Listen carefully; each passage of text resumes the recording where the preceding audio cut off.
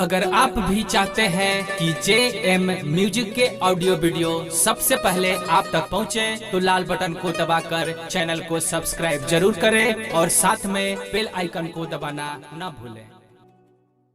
बोला बोला थामे वाली मैया की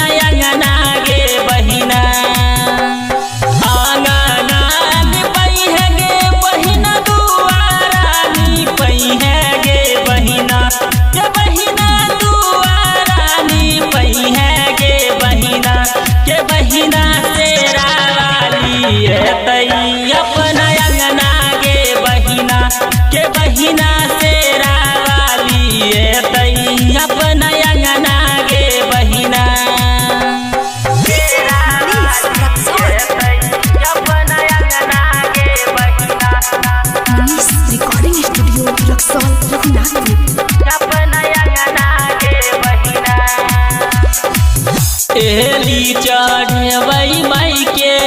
बेली चढ़इबै, अरहुल के चुनी चुनी माला बनइबै,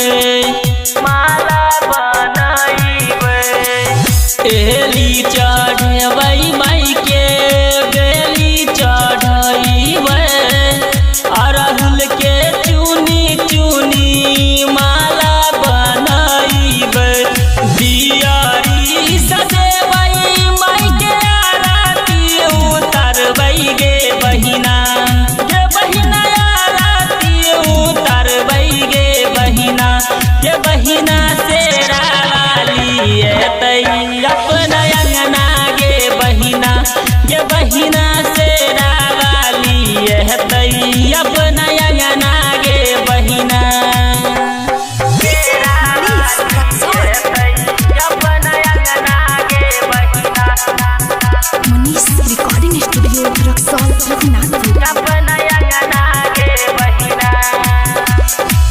शेरा वाली एतै घरे सोहावन होइतै, सब कोई मिली जुली भोग लगइबै, शेरा वाली अइतै घरे सोहावन होइतै, सब कोई मिली जुली भोग लगइबै, दिलीप दार भंगिया गावे माई के भजनिया गे बहिना,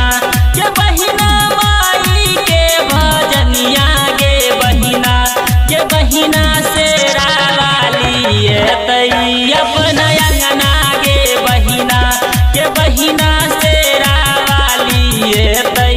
अपना अंगना गे बहिना। Manish recording studio Raxaul Raghunathpur.